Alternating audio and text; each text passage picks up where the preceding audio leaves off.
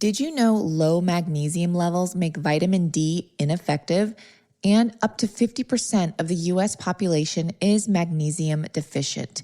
Magnesium also plays many other crucial roles in the body, such as supporting muscle and nerve function, as well as energy production and sleep regulation. And because our soil is so depleted, our foods are obtaining less and less of it, which trickles down to us humans getting less and less of it from the foods we eat.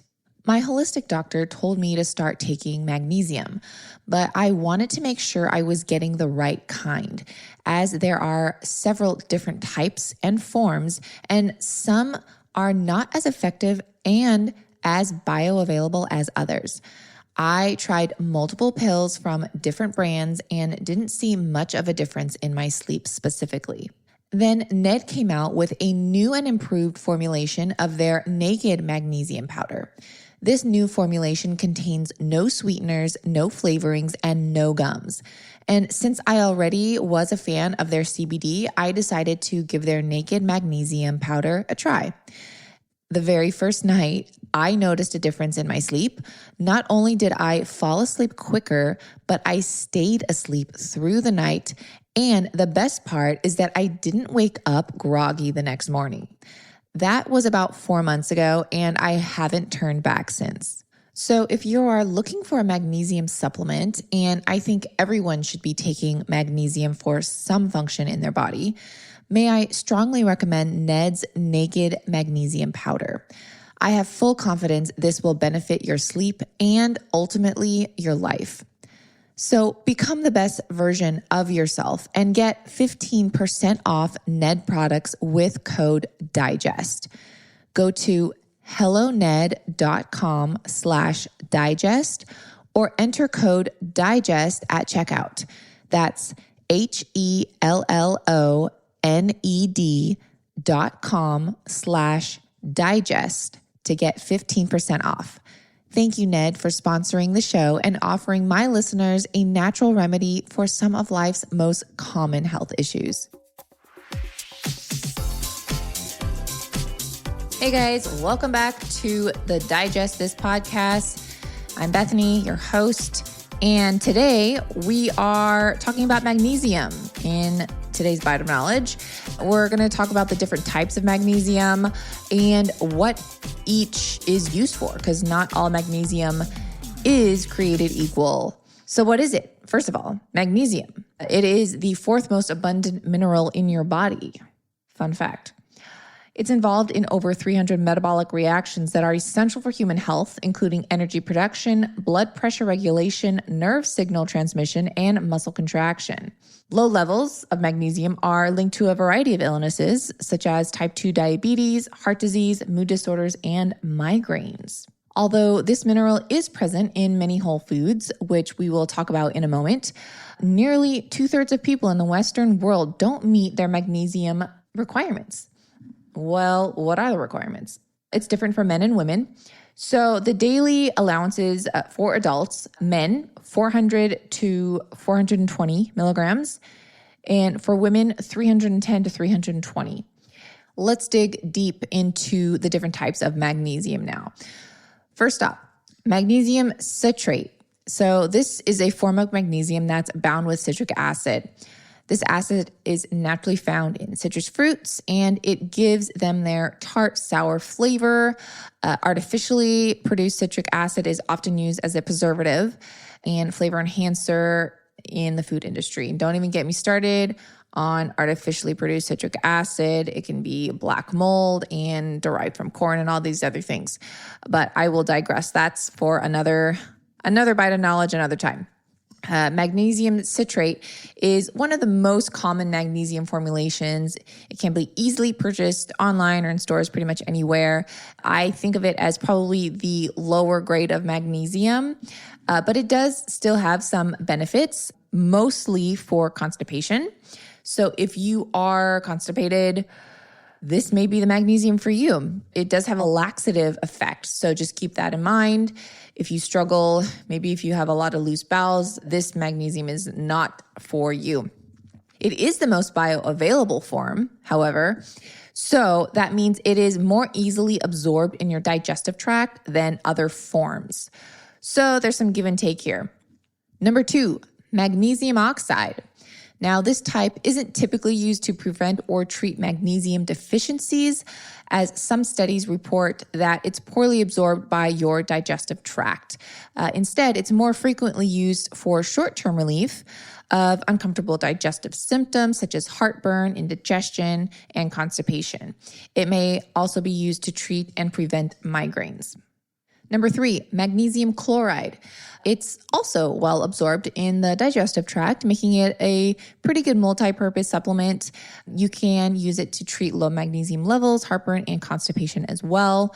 Magnesium chloride is actually sometimes used and put into lotions and creams to use topically, but there is little scientific evidence linked to them to really improve magnesium levels topically. So just keep that in mind. Number 4, magnesium lactate. This magnesium lactate, it's salt formed when magnesium binds with lactic acid. This acid is not only produced by your muscles and blood cells, but also manufactured for use as a preservative and flavoring agent. So this is utilized as a food additive more commonly so. So you probably won't see it in a lot of supplements, pills, and powders that you would just consume, but it's still there. This magnesium lactate is easily absorbed and may be a little gentler on your digestive system than other types. This is particularly significant for people who need to take large doses of magnesium regularly or don't easily tolerate other forms. Check this out. A study in 28 people with a rare condition that required high doses of magnesium daily, those who took a slow-release tablet of magnesium lactate had fewer digestive side effects than the control group. Number 5, magnesium malate. So, check this out. Magnesium malate is occasionally recommended as a treatment for symptoms associated with fibromyalgia and chronic fatigue syndrome. So, there's studies, they're still going on, but I found that to be quite interesting. It's also reported that it is gentler on your digestive system. It has a less of a laxative effect than other types of magnesium. So this may be beneficial depending on your specific needs. Number 6, magnesium L-threonate. Now, this is probably one of the more newer ones. I don't want to say newer ones on the market because it's always been around, but probably the newer ones that more research they're discovering really great benefits from, and it's getting more hype these days. And I'm actually super excited about it. Magnesium L-threonate is often used for its potential brain benefits and may help manage certain brain disorders such as depression and age-related memory loss. That's kind of cool. And it is also easily absorbed by the body. And it's actually one of the magnesiums that the company I typically partner with on Instagram, Ned, if you're familiar, they use that in their Mellow. So that's pretty cool. So super excited. I love anything that has to do with brain health. So there's that, magnesium L-threonate. Number 7, magnesium sulfate. Magnesium sulfate is formed by combining magnesium, sulfur, and oxygen. It's commonly referred to as Epsom salt. If you've ever taken an Epsom salt bath, that is magnesium sulfate. So it's frequently, obviously, dissolved in bath water to soothe sore, achy muscles and for stress relief. You can consume it as a treatment for constipation, but its unpleasant taste leads many people to just choose alternative forms of magnesium because there's other forms of magnesium that can do just the same thing. Number 8, magnesium glycinate. So this particular type is easily absorbed and it also has a calming effect. So it can help reduce anxiety, depression, stress, and insomnia. It's very high and present in a lot of protein sources such as dairy, legumes, fish, and some meat. Magnesium glycinate is often used as a standalone dietary supplement to help improve sleep and treat a variety of inflammatory conditions, including heart disease and diabetes. All right, now that we have covered many forms of magnesium, how do you take it? What foods are high in magnesium? So I'm going to list a few foods here that you can consume, and they are in the order of the levels of magnesium. So first up would be the most concentrated form. Last would be probably the least, but you're still getting some. So first up, pumpkin seeds. They, per 1 ounce, they contain 168 milligrams just in pumpkin seeds. So grab some pumpkin seeds. Almonds in 1 ounce contain 80 milligrams. Spinach, about a half a cup. This is boiled spinach, by the way, so not fresh. If you ever cook spinach, you know it kind of cooks down. So half a cup, 78 milligrams. Cashews, 1 ounce is 74 milligrams. Black beans, 60 milligrams. That's in a half a cup of black beans. Dark chocolate, well, now I got your attention. This obviously has to be above 70%, which is very easy to do. Serving size of 1 ounce of dark chocolate is 50 milligrams. Avocados, about 1 cup of avocados is 44 milligrams. Potatoes with the skin, about 3.5 ounces is 43 milligrams. We've got brown rice, half a cup. We've got kidney beans, half a cup. Yogurt, about 1 cup. They all range about 42 to 35 to 42 milligrams. Some other good sources, banana, about 1 medium. We've got some salmon, halibut raisins. Those kind of range between 20, 25 milligrams of magnesium. And then it kind of goes down the, I don't know, the very least is like 12 milligrams. There's broccoli if you get a half a cup. So, I mean, you're still getting a little bit, but again, the highest concentration would be pumpkin seeds in just a 1 ounce serving. And that is, again, 168 milligrams.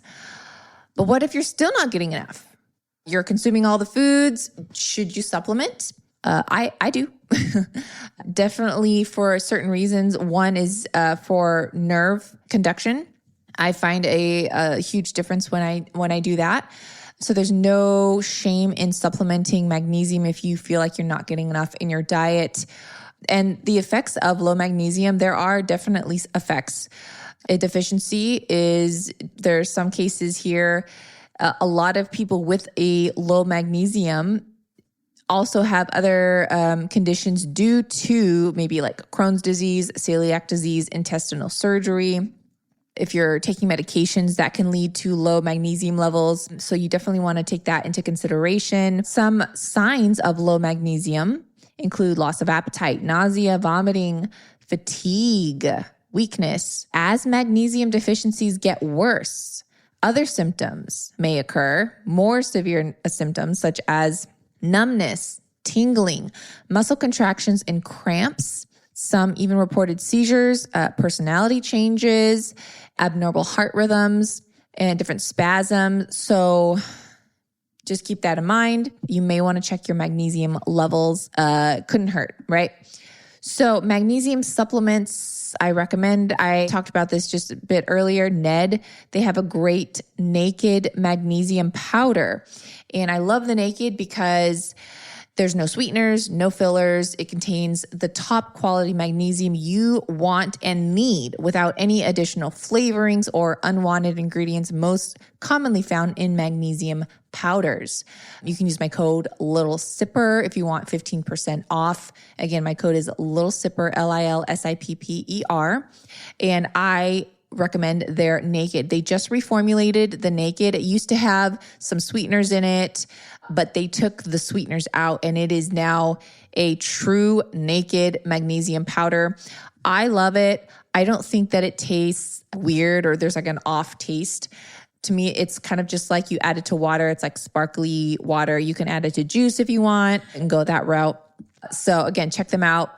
Ned, and my code is Little Sipper for the naked magnesium, as well as all their great CBD options. Thanks for listening to this episode of Digest This. If you enjoyed this episode, please leave a review in your podcast app to let us know. If you're ever wondering how you can support me and this podcast, sharing it with your friends and family is the best way. This is a Resonant Media production produced by Drake Peterson and edited by Chris McCone. To email the show, message us at digestthispod@gmail.com. See you next time. The content of this show is for educational and informational purposes only. It is not a substitute for individual medical and mental health advice and does not constitute a provider-patient relationship. As always, talk to your doctor or health team first.